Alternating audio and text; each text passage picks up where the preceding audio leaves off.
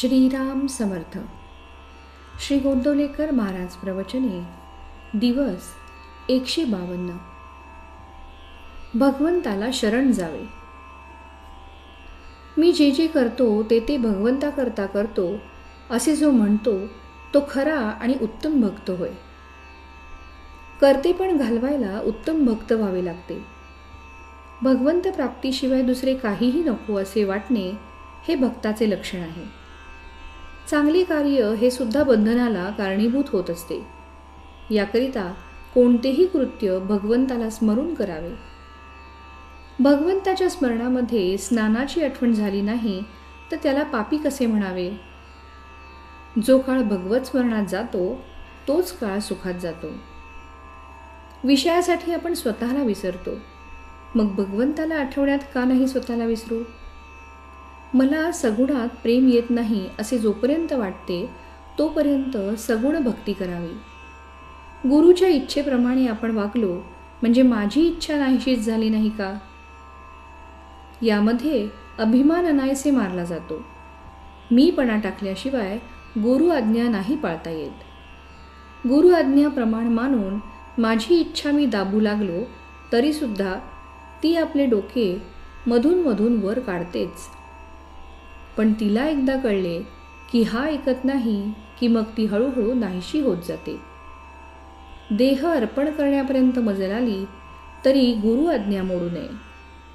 देहातीत व्हायला गुरु आज्ञेप्रमाणे वागणे याप्रती दुसरे काय आहे. मी देही नाही असे म्हणत राहिला तर माणूस केव्हा तरी देहातीत होईल.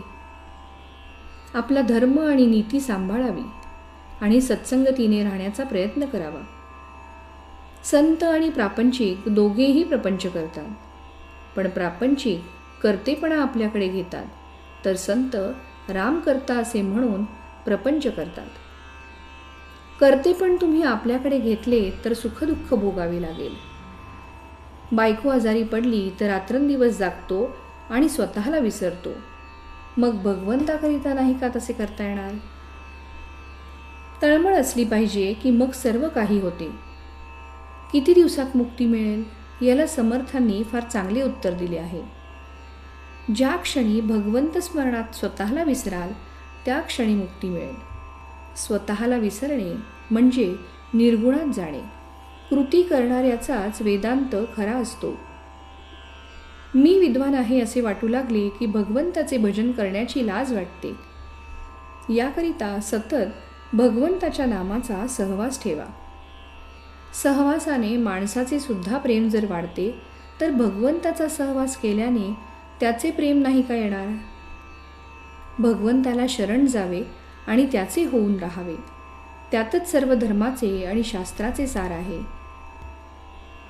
तात्पर्य, देहाहून व मनाहून आपण निराळे आहोत म्हणून नाम घेत तसे वेगळे राहण्याचा प्रयत्न करावा. जे कशानेही साधले नाही ते नामाने साधेल. श्रीराम समर्थ.